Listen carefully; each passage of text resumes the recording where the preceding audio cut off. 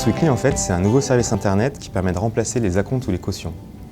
Le cas d'usage typique, c'est quand un propriétaire de chalet veut louer son bien, il demande systématiquement, habituellement, une caution avec un chèque et un acompte pour être sûr que son client vient. Aujourd'hui, il fait ça soit avec un chèque de caution, soit avec un virement bancaire. Il peut aussi noter le numéro de carte bleue sur un bout de papier. Donc tout ça, c'est ni pratique ni immédiat. Donc notre service répond à cette problématique en proposant une application qui permet de demander simplement un acompte ou une caution. Le service est ouvert depuis quelques semaines, donc on a nos premiers clients. On a des premiers SWIC qui sont envoyés, donc un SWIC, c'est ce qui remplace l'acompte ou la caution.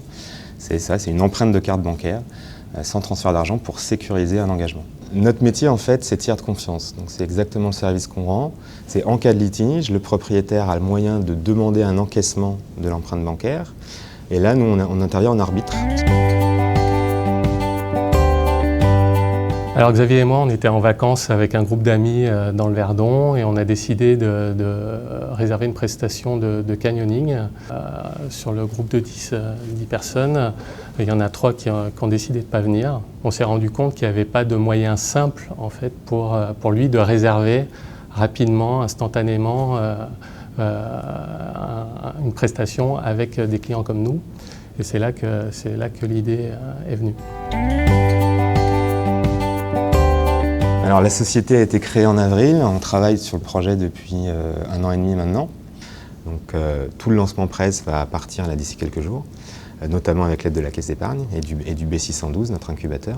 On est rentré, je crois qu'on est la première start-up à être rentrée dans l'incubateur. On est la première start-up à se lancer aussi. Et ce que ça nous apporte aujourd'hui, c'est principalement déjà un réseau.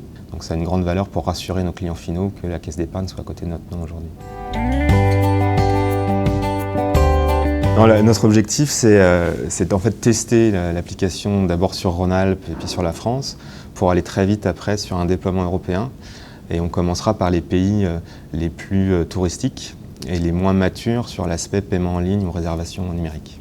On veut faire sur notre premier exercice 140 000 SWIC, donc demande d'acompte à des clients finaux, ce qui représente à peu près 2500 clients, professionnels, petits professionnels qui veulent sécuriser leur réservation.